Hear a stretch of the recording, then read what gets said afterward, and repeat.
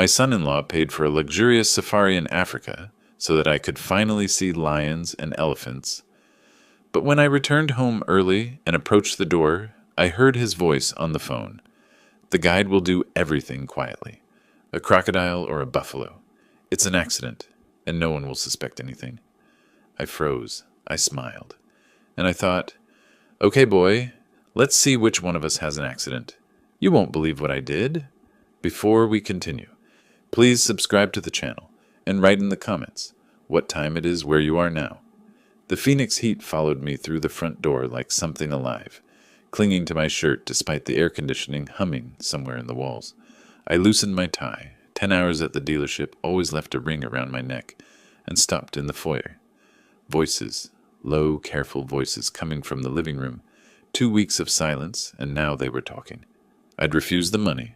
$35,000 for another one of Melvin's investment schemes, the kind that always sounded brilliant until the money disappeared. I'd called it wasteful. Frances had looked at me like I'd struck her, then turned away, and neither of them had spoken to me since. I walked toward the living room, each step deliberate. They sat on the leather couch, Frances and Melvin side by side, an envelope resting on the cushion between them. The air felt heavy, thick with something unspoken.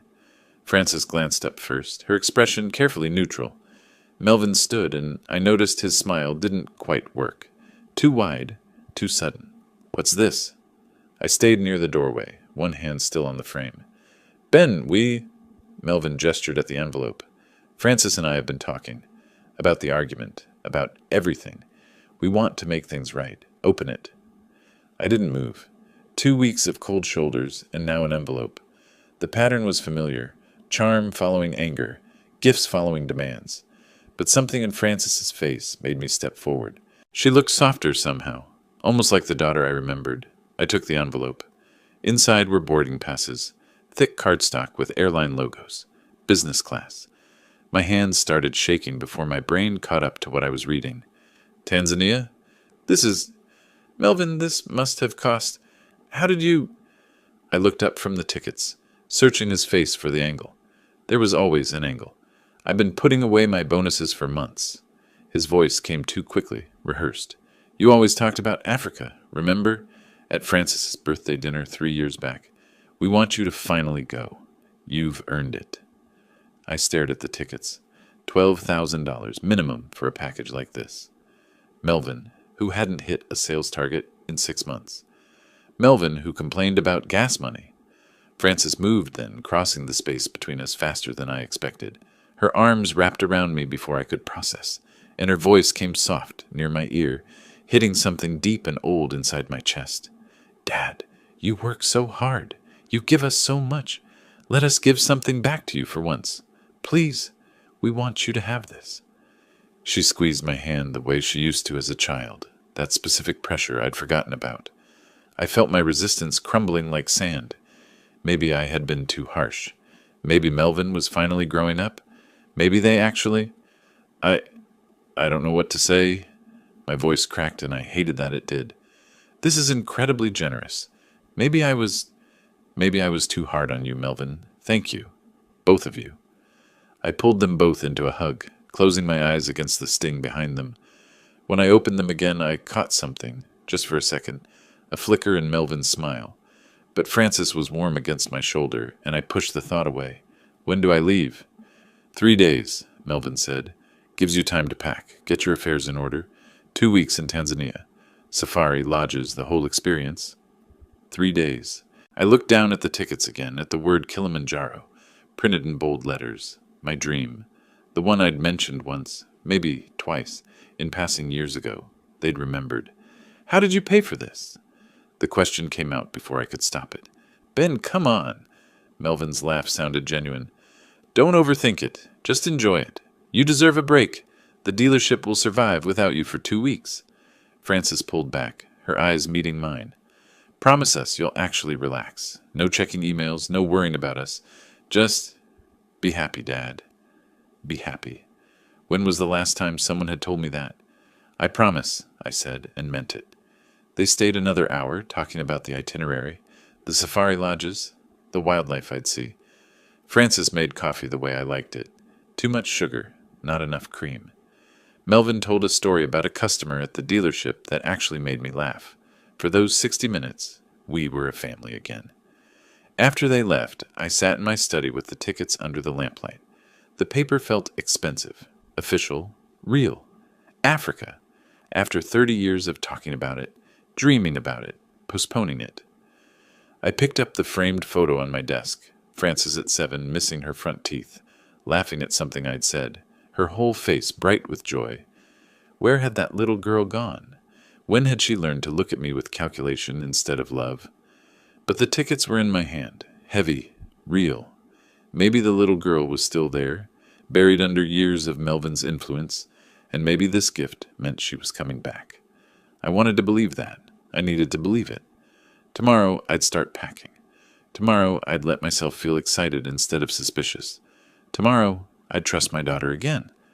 I turned off the lamp and carried the tickets upstairs, placing them on my nightstand where I could see them first thing in the morning.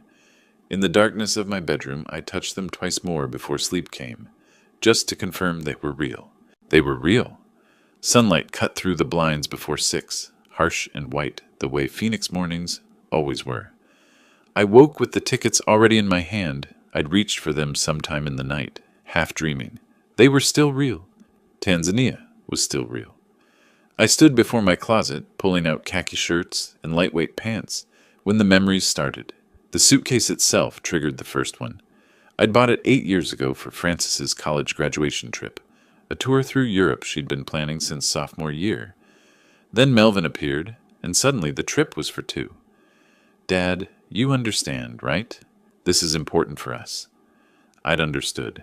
I'd paid for it too, just like I'd paid for everything else. 8 years. I folded a shirt and counted backward. Frances was 27 when she brought Melvin home, her eyes bright with new love, her voice asking if they could stay just temporarily until we get on our feet. I'd said yes because that's what fathers do. Temporary became permanent. The guest room became their room. My house became our house.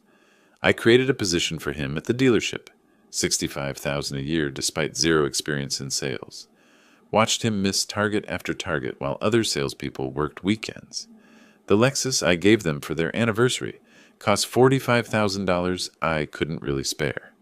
Their wedding, $28,000 for one day. Flowers wilting in the heat. A dress Frances wore once. A cake we ate in 15 minutes. How much had I spent? Not in dollars, though those numbers were staggering enough. How much had I spent in dignity, watching my daughter's thank you transform into, it's the least you can do? How much in hope each time I convinced myself the next request would be the last? I found one of Frances's childhood photos, somehow wedged in my sock drawer. 10 years old, braces catching the light, genuine smile. I couldn't remember when I'd put it there or why.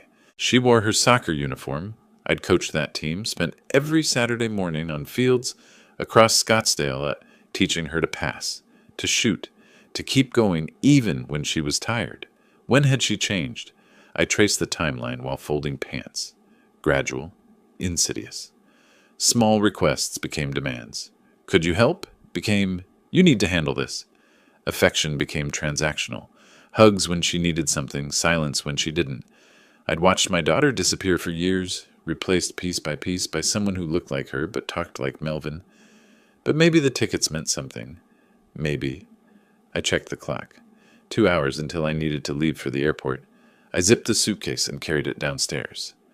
The drive to Sky Harbor took 40 minutes through heat that shimmered off the asphalt.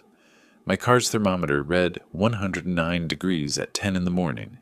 At a red light on the I-10, I pulled the tickets from my jacket pocket and ran my thumb over them again. $12,000. From bonuses. Melvin hadn't hit a sales target in 6 months. How does a man failing at his job save $12,000? But I didn't turn around. I merged onto the airport access road and parked in long term, checking the tickets one more time before locking the car. Security, gate, boarding.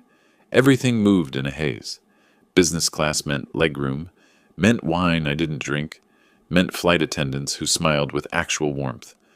I watched Phoenix shrink below, the city grid giving way to desert, then mountains, then nothing but clouds. Somewhere over the Atlantic, I studied the photos on my phone.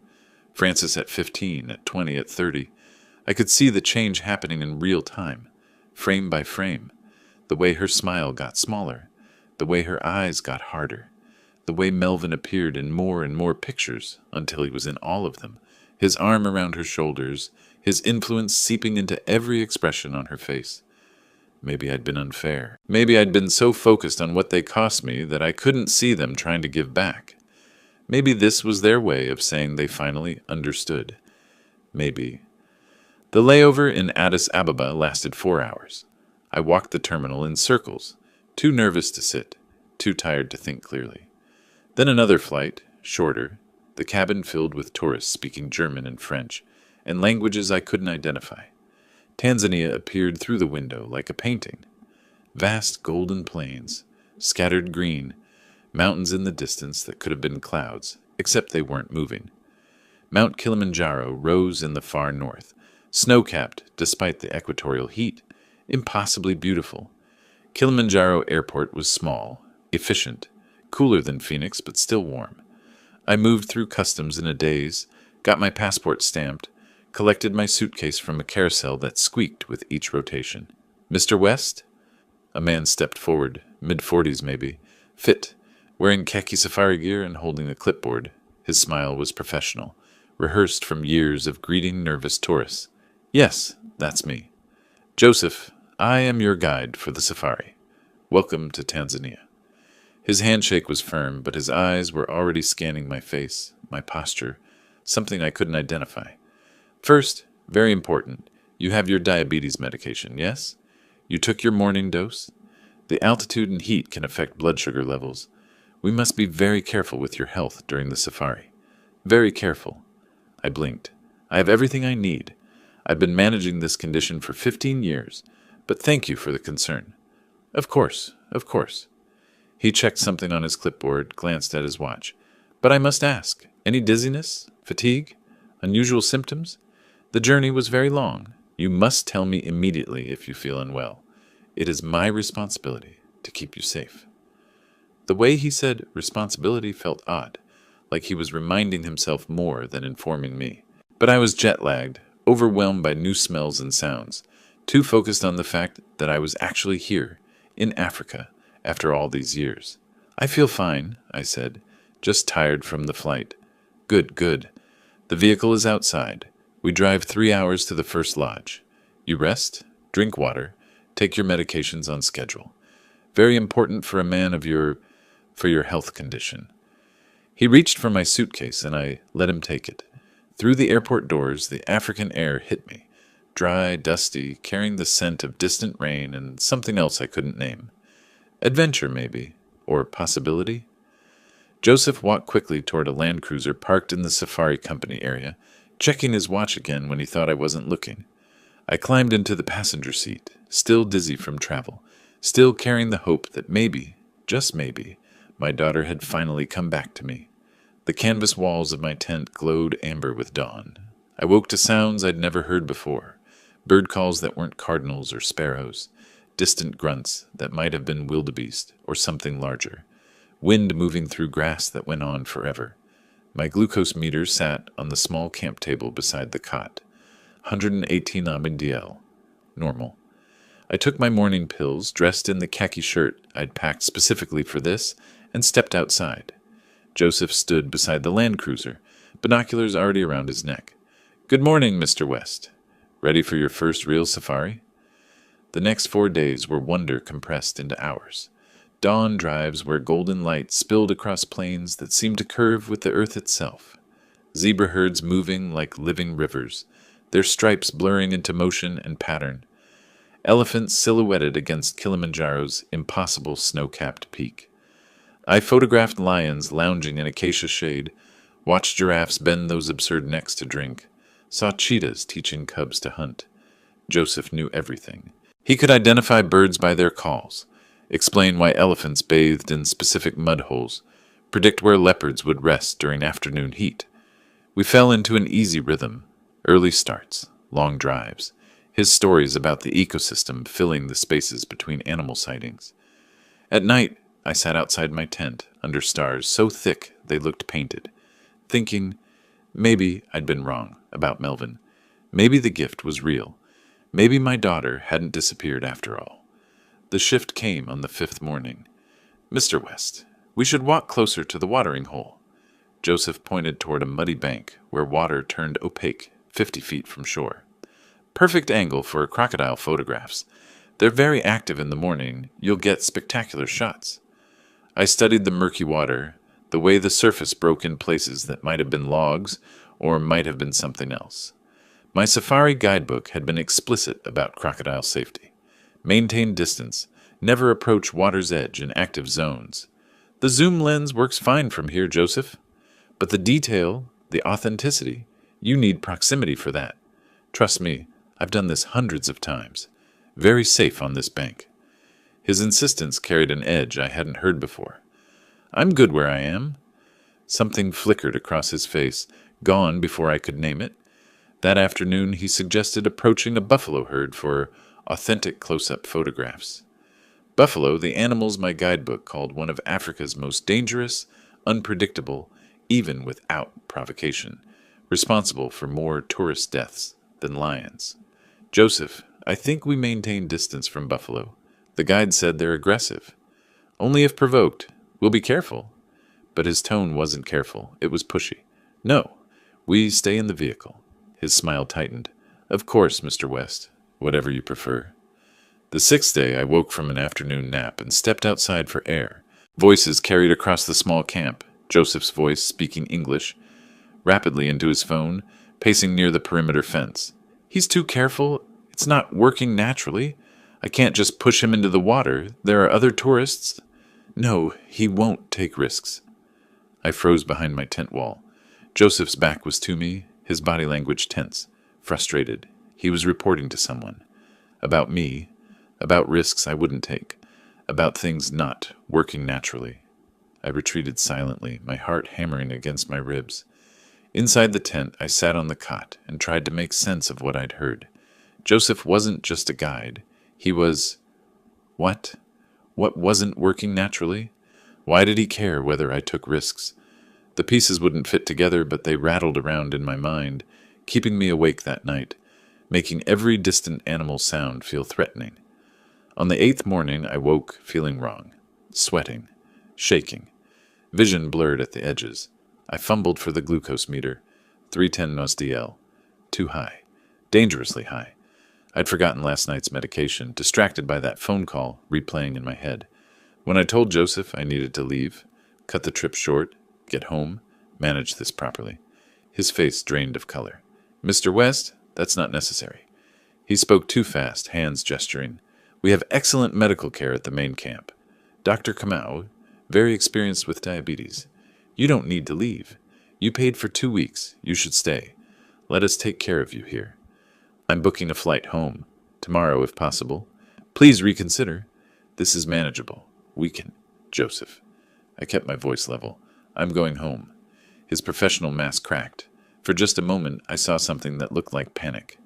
I spent my last day arranging the early departure, changing the Ethiopian Airlines ticket, packing while Joseph hovered, making increasingly desperate suggestions. Drive to the medical camp first. Wait another day to see if the levels stabilize. Extend just 3 more days. Something was wrong. Very wrong. I didn't understand what, but every instinct I'd developed in 40 years of business negotiations was screaming at me to get out. The plane lifted off from Kilimanjaro the next afternoon. Through the window, Tanzania shrank below, golden and beautiful and somehow sinister. I'd escaped something. I knew that much. But what? The question followed me across the Atlantic, through the layover in Addis Ababa, all the way home. The Phoenix night air hit me at 12:40 a.m., still 85 degrees even at this hour, dry heat radiating from concrete. I stood outside Sky Harbor's terminal, exhausted down to my bones. 30 hours of travel. Jet lag pulling at my thoughts like weights. But my glucose levels had finally stabilized, and I was home. I hadn't called Francis or Melvin, wanted to surprise them, show up early, maybe have breakfast together. Part of me hoped to catch genuine relief on their faces when I walked through the door. The taxi ride through empty Phoenix streets took 40 minutes. Dawn was just beginning when we pulled onto my quiet Scottsdale street, the sky shifting from black to deep purple, stars fading. 6:25 a.m., according to my watch. I paid the driver quietly, hefted my suitcase from the trunk. My house looked peaceful. Porch light still on. Francis's car in the driveway, everything normal. I used my key on the garage side door, not wanting to startle them awake with the front entrance. The house was dim, silent except for voices from the kitchen. I checked my watch again. 6:30 a.m. Who was awake this early? I left the suitcase by the garage entrance and moved toward the sound, walking carefully across tile floor in my travel-worn shoes. The kitchen door was slightly ajar, light spilling through the crack. I raised my hand to push it open. Melvin's voice stopped me cold. "Tomorrow's the day. The old man should be done for." I froze, my hand suspended in air.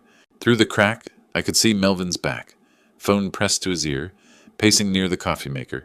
"The guide I hired will handle it, make it look like an accident. Crocodile attack, or maybe a charging buffalo. Either way, problem solved." The floor tilted. My legs went numb. "Yeah, I know, 12 grand was steep, but it's an investment, right?" Melvin laughed. Actually laughed. "Once he's gone, we get the house. Worth at least $850,000, plus the dealerships, the accounts, everything. Francis already lined up a notary who can rush the probate. We're talking 4, maybe 5 million total. Worth every penny." I couldn't breathe, couldn't move. The kitchen, the hallway, my entire world compressed into that crack in the door, and Melvin's casual voice discussing my murder like a stock trade. "Francis, she's fine with it. She was the one who suggested it, actually."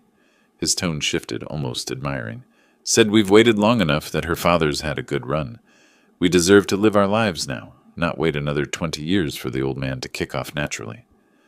Francis suggested it.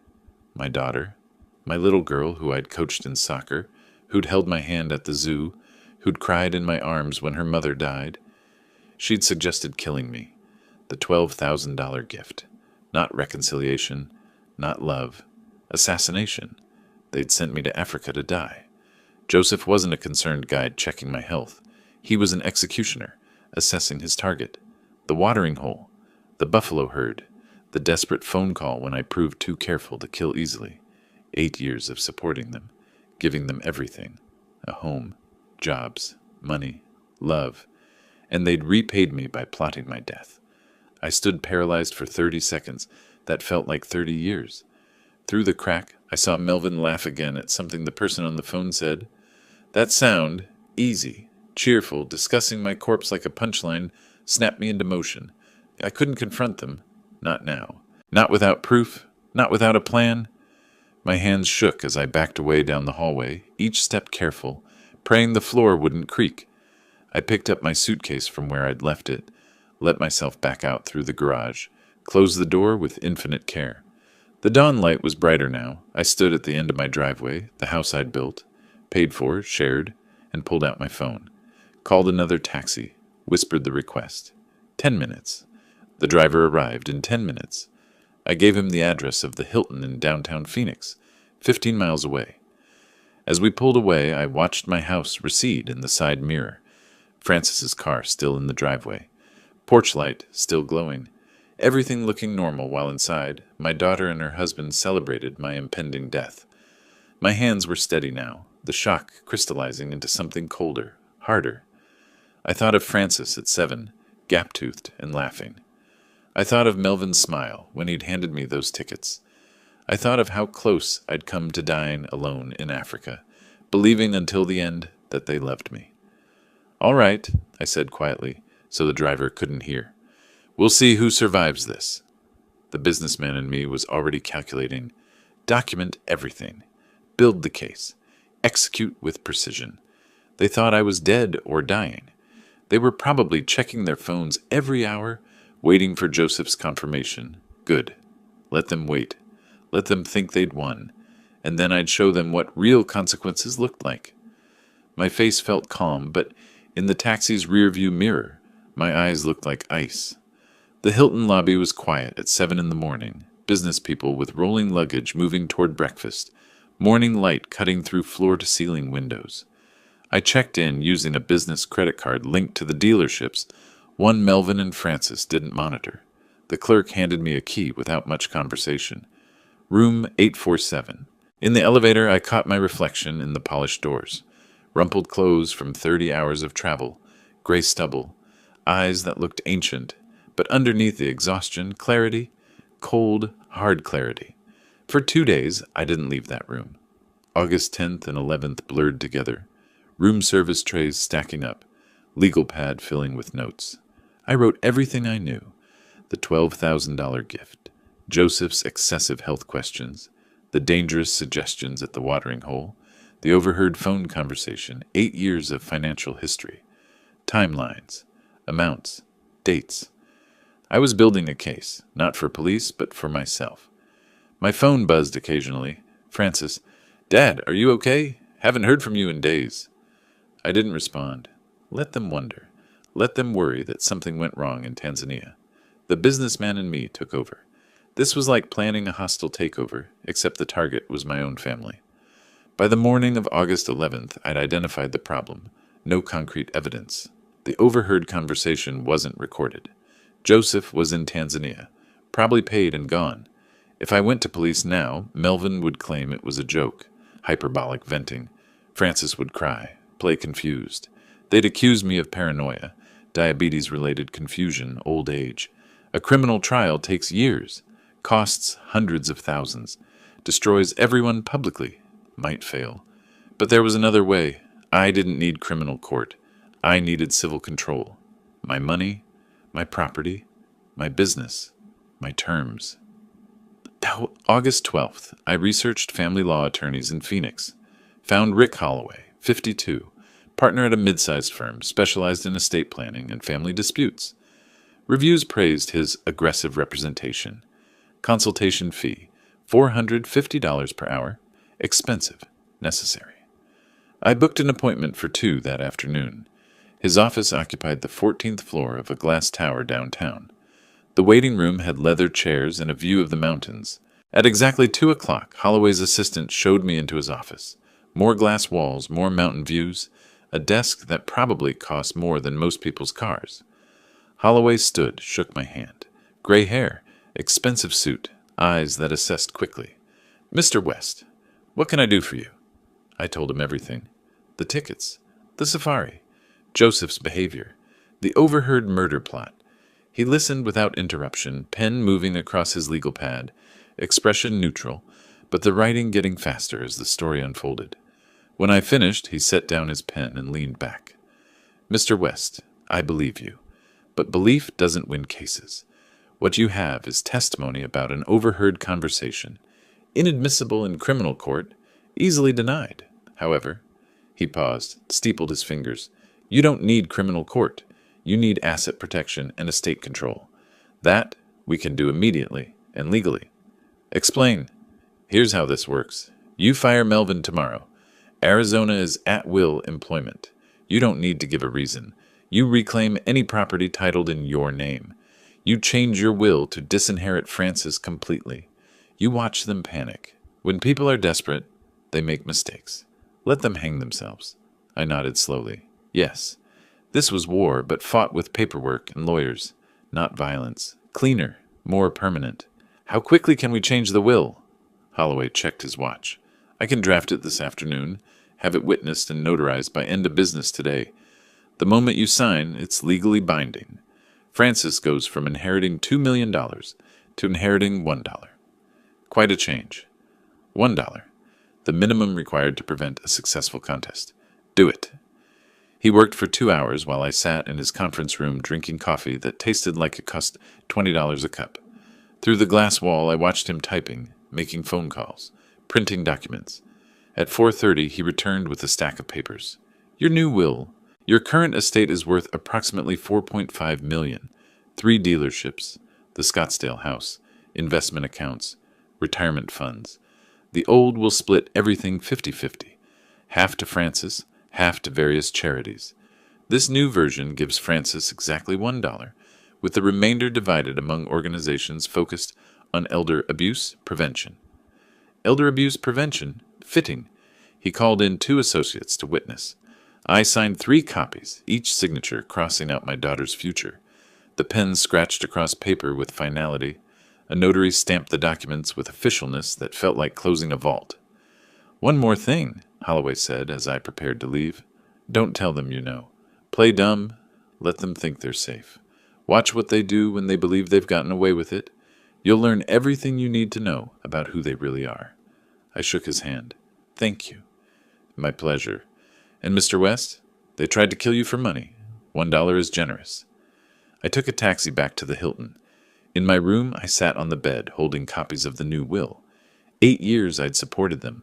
A home, jobs, money whenever they asked, and they'd repaid me by trying to make me crocodile food in Africa. Frances's face floated through my mind. 7 years old, missing her front teeth, laughing. That little girl was gone. Had been for years. Maybe she'd never really existed the way I remembered. I put the will in my suitcase and tried to sleep. Tomorrow, I'd face them. Tomorrow, the real game would begin. August 14th, 6 o'clock in the evening, I sat on my hotel bed, phone in hand, composing a text message to Frances. My thumb hovered over the screen. This was the opening move. Once I sent this, there was no going back. I typed carefully. "Dear Frances, arriving home tonight. Flight delayed a week due to technical problems in Africa. Will be home around 9 p.m. Love, Dad." Read it twice. Press send. The message delivered immediately. I watched the screen. 3 minutes passed. Then, "Dad, we were so worried. Can't wait to see you." The heart emoji felt obscene. I didn't respond. At 7:30, I checked out of the Hilton. Thanked the front desk clerk, who'd been professionally distant for 4 days. The Uber driver who picked me up was maybe 25, playing music I didn't recognize, making small talk about the weather, the brutal Arizona summer that never seemed to end. He had no idea his passenger was a man returning from the dead to haunt his would-be murderers. I tipped him $40 when we reached Scottsdale. He seemed surprised, grateful, the last normal human interaction I'd have before stepping into my war zone of a home. At 9:15, deliberately 15 minutes late to increase their anxiety, the Uber pulled into my driveway. Every light in the house was on.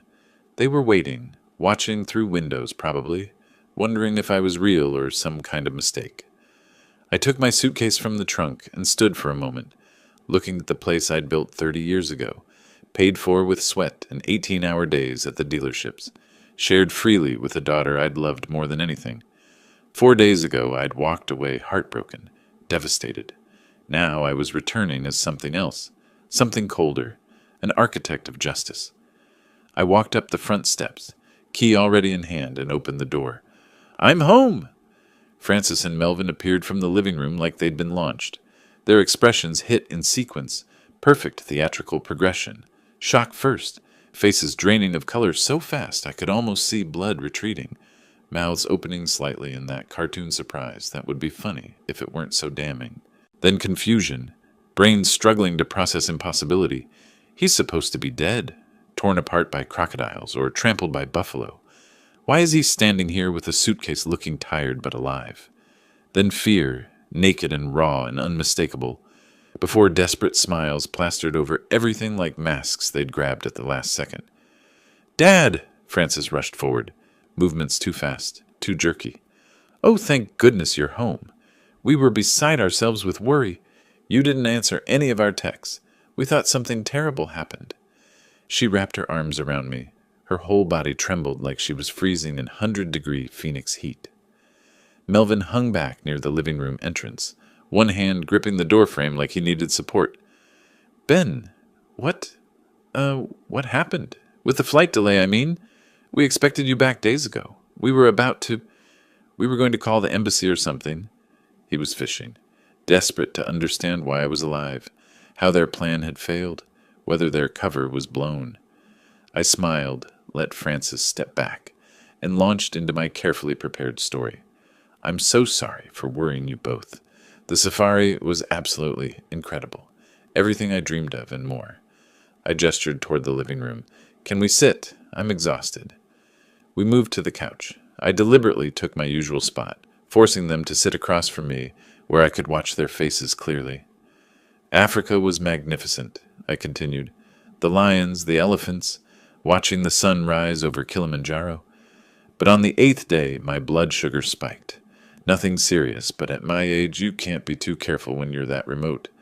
I decided to come home early, and rescheduling the flights took forever. Phone service was terrible out there.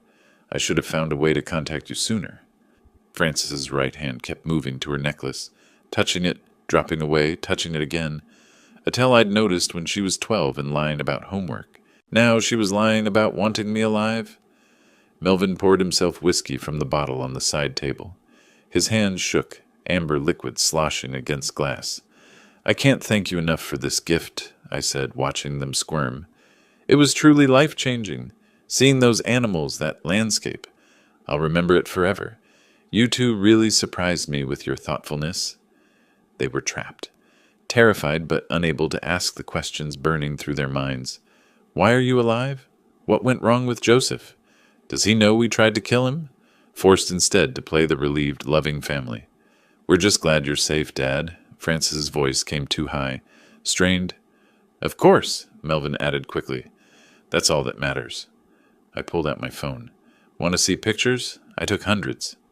For the next hour, I showed them safari photos.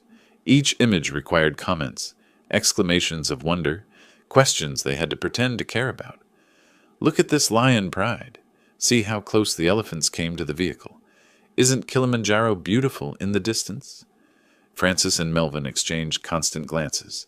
Quick, panicked eye contact they thought I didn't notice. I noticed everything. Melvin drank 3 whiskeys in 40 minutes. Ice cubes rattling in his glass. Liquid disappearing faster each time. Frances excused herself twice to the bathroom. The second time, I heard her whispering urgently into her phone through the door. Don't know what happened. Joseph hasn't... We need to... Her voice too low to catch everything, but the panic clear enough. Around 10:30, I yawned theatrically and stretched. I'm exhausted from all the travel. Think I'll head to bed. Of course, Dad. Rest well. Frances stood too quickly, relief flooding her face at the prospect of my departure. I picked up my suitcase and climbed the stairs, feeling their eyes boring into my back with every step. In my room, I locked the door and sat on the bed. Then I allowed myself a smile. They were panicking, drowning in terror and confusion. Good. Let them panic. Let them spend the night wondering what went wrong, whether I suspected, what to do next. Tomorrow, the real game would begin. August 16th, I woke at 5:30 to silence. The house still asleep, Frances and Melvin probably exhausted from their anxious vigil the night before. I showered, dressed in my charcoal gray suit, crisp white shirt, burgundy tie, armor for battle, each button fastened with purpose. I studied my reflection not from vanity but from readiness, checking that the man in the mirror looked capable of what came next. I skipped breakfast at home, drove to the flagship dealership in North Scottsdale. The building looked different today, not just my business, but my weapon. I arrived before staff, let myself in through the executive entrance. In my office with the door closed, I reviewed Melvin's sales records one final time. 6 consecutive months below target. Customer complaints documented. The numbers didn't lie. At 9 o'clock sharp, I sent the email. Come to my office, now. Melvin walked in at 9:30 wearing yesterday's clothes, looking haggard. He attempted a nervous smile, trying to pretend everything was normal. Hey Ben, what's up? Something about the inventory? I didn't invite him to sit. Standing behind my desk, hands flat on the surface, I delivered the words with surgical precision. Melvin, your employment is terminated effective immediately. 6 consecutive months of substandard performance. 40% below acceptable target. Multiple customer complaints documented. You'll receive $5,000 severance. You have 1 hour to vacate the premises. His face went white, then red. What? You can't fire me. I'm your son-in-law. Frances will never forgive you for this. That familial connection is precisely why I tolerated your incompetence for so long. But this is a business, not a charity. Sign the severance agreement or leave with nothing. Your choice. He sputtered, tried to argue, to plead. I pressed the intercom. Security to my office, please. 2 guards arrived within minutes. Through the glass walls, the dealership staff, people Melvin worked alongside for 8 years, watched as he was escorted to his cubicle to pack his belongings into a cardboard box. His face burned with shame. Some colleagues looked away, embarrassed. Others whispered, probably having wondered for years why he still had a job. I watched from my office window, arms crossed. Melvin's hands shook as he packed.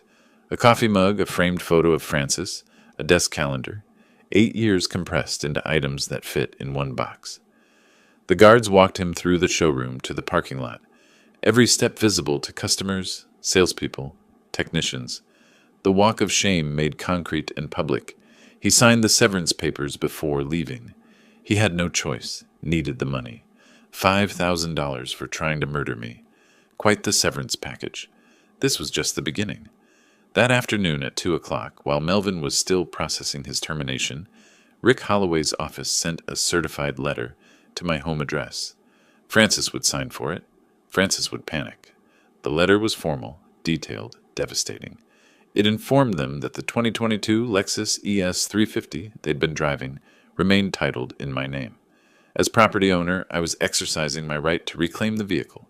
They had 48 hours to surrender keys and registration, or I'd report it as unauthorized use.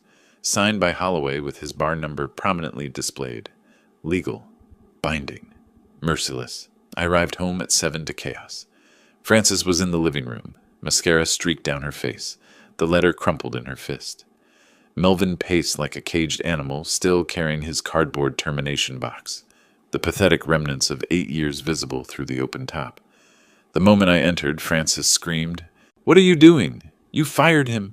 Now you're taking our car? How are we supposed to live?" I set down my briefcase calmly, loosened my tie with deliberate slowness. My voice came quiet, controlled, more devastating than shouting could ever be. The car is titled in my name. When I purchased it 3 years ago, I kept the title for insurance purposes. That makes it legally mine. I'm simply reclaiming my property.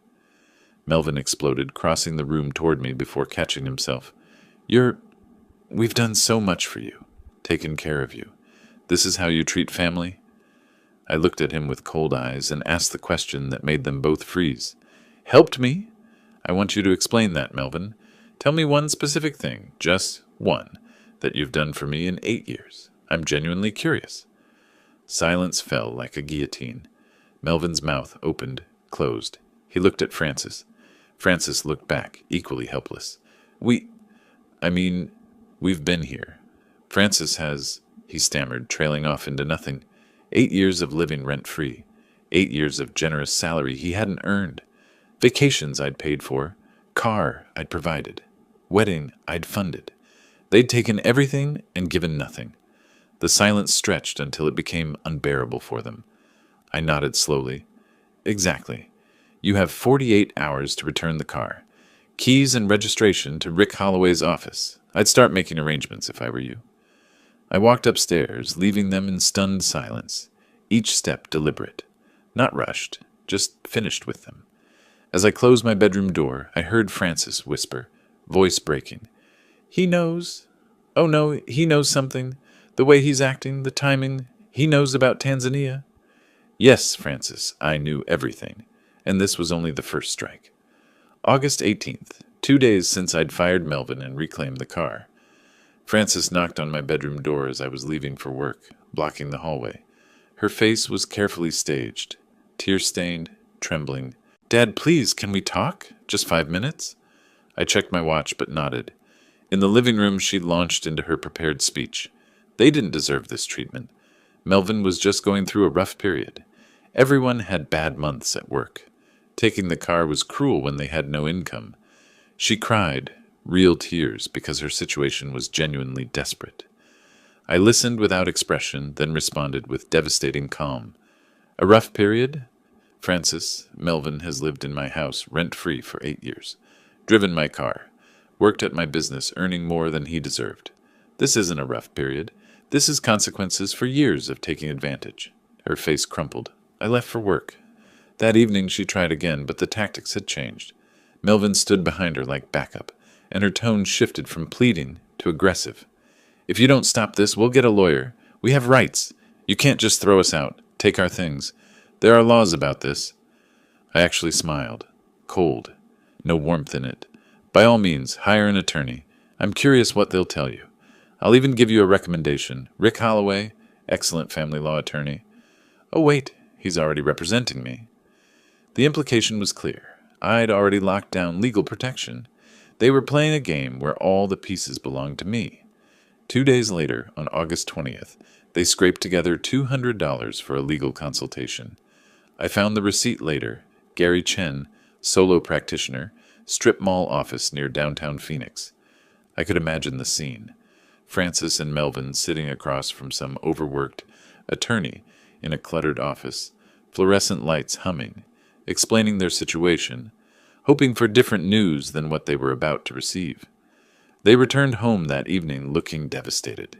The attorney had confirmed what they feared. I held all the cards legally, Arizona at will employment, car titled in my name, my house, my rules. They had no case. They'd wasted their $200. That night, Melvin made his final desperate move. I woke around 2 a.m. to a sound downstairs. Subtle, careful. I stayed in bed, listening. Footsteps in my study, drawers opening, the soft click of a filing cabinet. Melvin was searching for documentation. The new will, bank records, anything he could use as leverage. I smiled in the darkness. Every important document was in Rick Holloway's office safe. Melvin would find nothing except old tax returns and dealership brochures. 20 minutes later, the footsteps retreated. His bedroom door closed quietly. He'd found nothing. Over the next 4 days, I watched them unravel. They argued constantly, voices raised behind their closed door, accusations flying. Francis blamed Melvin for failing at his job, for getting them into this situation. Melvin blamed Francis for my sudden hostility, suggested she must have done something to trigger it. Neither could say the real words. We tried to murder him, and somehow he knows. The debt collector starts calling. I heard Francis on the phone, voice shaking. I understand, but we need more time. Click. Another creditor. Another missed payment. Credit card statements appeared on the kitchen counter, forgotten in their panic. I glanced at them. $18,000 in combined debt. Minimum payments they couldn't make without Melvin's income. Uber charges piling up. No car meant every trip cost money they didn't have. They ate my food but avoided me at mealtimes. The few times we crossed paths, they couldn't meet my eyes. The atmosphere in the house was toxic, poisonous, waiting for the next blow to fall. I observed it all with quiet satisfaction. Watching them destroy each other was almost as satisfying as destroying them myself. One evening, their argument crescendoed loud enough that I heard through the walls. "This is your fault," Francis screamed. "If you'd just done your job properly, hit your targets, he wouldn't have had an excuse to fire you." "My fault?" Melvin's voice was defensive, angry. "What did you do to make him turn on us like this? He was fine until Tanzania. Something happened. Something you're not telling me. Did he figure out what we—" He stopped himself, but the implication hung in the air. Silence fell in their room. I stood in my study, listening to their fear, and allowed myself a moment of cold satisfaction. They were tearing each other apart. No loyalty, no unity when pressure hit, just blame and terror. This is who they really were, and I was just getting started. August 25th, Monday morning. Francis and Melvin were out job hunting via Uber, burning through money they didn't have on rides across Phoenix to interviews that led nowhere. I sat in my study making phone calls, pen poised over a guest list. Neighbors, family friends, colleagues from the dealerships. 15 people total. My tone was warm, apologetic, carefully modulated. I know things have been tense with Francis and Melvin lately. We've had our difficulties. But I'd like to smooth things over, have everyone together. This Saturday evening, 6 o'clock. Just burgers and conversation. I'd really appreciate your support. Everyone accepted. They thought I was extending an olive branch, trying to heal family wounds. They had no idea they were being invited to a public execution. That afternoon, when Francis and Melvin returned home, exhausted and discouraged, from another fruitless day of applications, I made my announcement. I've been thinking about how strained things have been between us. I'd like to try to make peace. I've invited some friends and neighbors over for a barbecue Saturday evening. Nothing fancy, just food and conversation. A chance for us to reset as a family. Francis and Melvin exchanged shocked glances. Was this surrender? Had I decided to back down? Francis's eyes filled with cautious hope, the first light I'd seen in them for days. Dad, really? You mean that? You want to work things out? I nodded, my expression carefully neutral, giving nothing away. I think it's time we cleared the air. Publicly. As a family. They missed the emphasis on publicly, too desperate for relief, for any sign of mercy, to hear the warning buried in that single word. Saturday evening arrived with perfect Arizona weather, temperature cooling to the low 90s as the sun descended, golden light washing across my backyard like a spotlight on a stage. Guests arrived carrying wine bottles and side dishes, neighbors from the surrounding Scottsdale homes, 2 managers from my dealerships, the couple from 3 houses down who'd known Frances since she was a teenager, who'd watched her grow up, a few of my golf acquaintances, 15 people total, settling into lawn chairs and patio furniture, making small talk about the heat and the upcoming football season. I worked the grill, playing the gracious host, flipping burgers, asking about people's kids, pouring drinks. Francis and Melvin circulated awkwardly, sensing something off in my forced cheerfulness, but unable to identify the threat. They smiled too much, laughed too loudly, trying to appear normal while fear flickered behind their eyes. Around 7:30, when everyone had drinks and plates of food, when the conversation had reached that comfortable hum of a successful gathering, I tapped my glass with a knife. The sharp ring cut through the chatter. Conversation died. All eyes turned to me. Friends, thank you for coming tonight. I stood beside the grill, glass raised, my voice carrying clearly across the quiet yard. I asked you here because I believe in transparency, especially regarding family matters. I want to tell you all the truth about my relationship with my daughter and son-in-law. Frances's face drained of color, like water running from a sink. She started to stand, but Melvin grabbed her arm, fingers digging into her flesh, making a scene now would look worse, confirm guilt. I continued, my tone calm, factual, devastating in its measured delivery. For 8 years, Francis and Melvin have lived in my home rent-free. I've provided everything, housing, employment for Melvin at my dealership, a car, vacations, financial support. Over those 8 years, I've spent approximately $280,000 supporting their lifestyle. I did this because I loved my daughter and wanted to help her family build a foundation for their future. I paused, letting that number sink in. $280,000. Some guests shifted uncomfortably, a few exchanged glances. Recently, Melvin gave me what seemed like a wonderful gift, a 2-week safari to Tanzania. Cost about $12,000. I was deeply touched by this apparent generosity from a man who'd never shown such consideration before. It seemed like a turning point, a sign they'd finally grown up, wanted to give back for all I'd provided. I pulled papers from my pocket, phone records Rick Holloway had obtained legally through subpoena. But I learned something disturbing during that trip. These are Melvin's phone records from late July. The day before my departure, he made 3 calls to Tanzania, to a safari guide named Joseph. He also transferred $8,000 to an account in Joseph's name through an international wire service. I unfolded the papers, holding them up so people could see the documentary evidence. That gift wasn't generosity. It was a murder plot. Joseph was paid to arrange my death and make it look like an animal attack, a crocodile, a charging buffalo, something believable. Then Francis and Melvin could inherit my estate immediately, rather than wait for nature to take its course. The backyard erupted like I'd thrown a match into gasoline. Frances screamed, her voice high and panicked. "Stop it!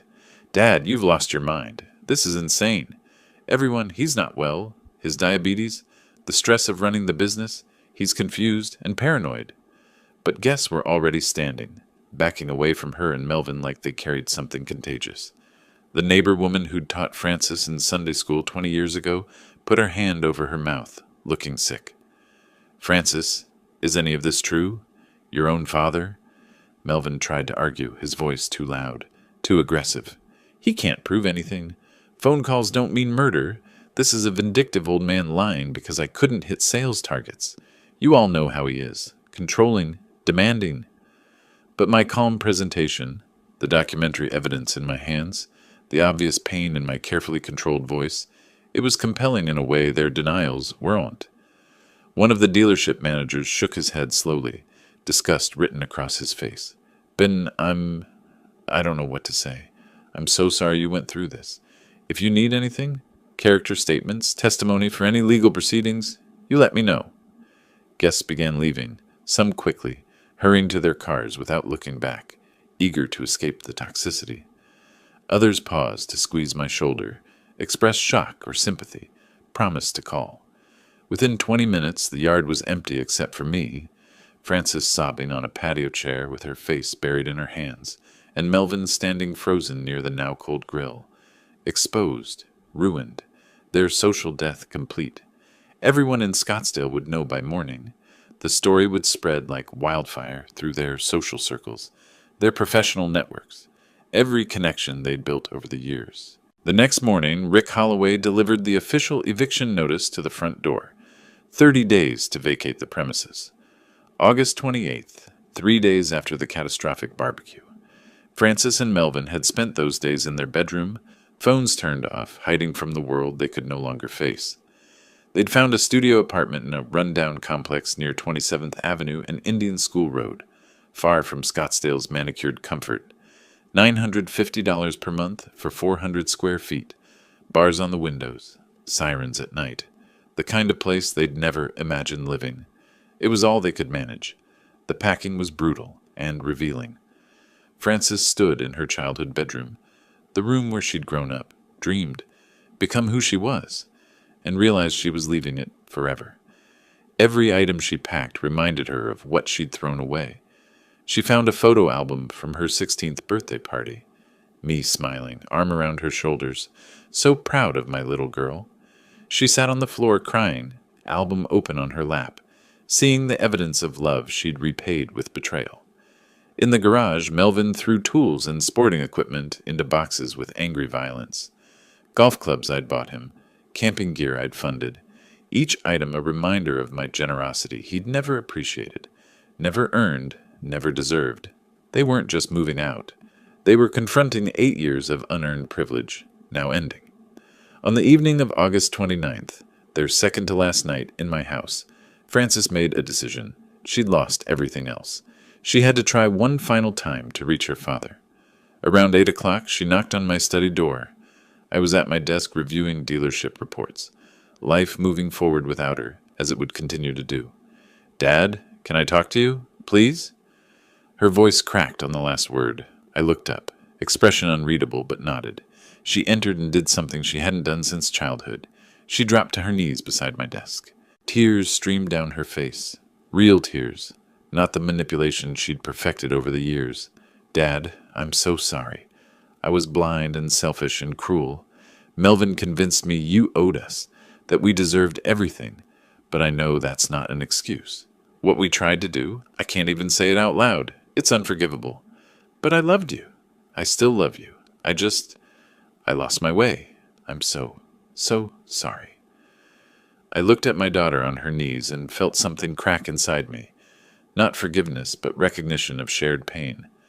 I saw the little girl who'd brought me dandelions from the yard, declaring them more beautiful than store-bought flowers, who'd cried when her goldfish died and asked if we could have a funeral, who'd hugged me so tight when I dropped her off at college, whispering, "I'll make you proud, Daddy."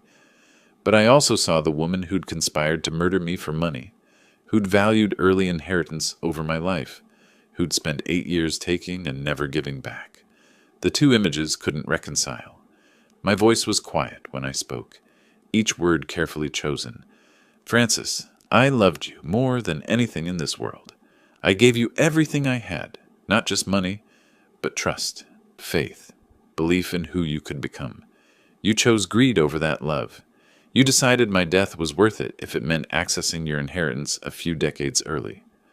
I paused, feeling the full weight of those words. I can't forgive that. Not today. Maybe not ever. Maybe someday, years from now, when you've rebuilt your life without my support, proven you can be someone worth forgiving. Maybe then, but not now.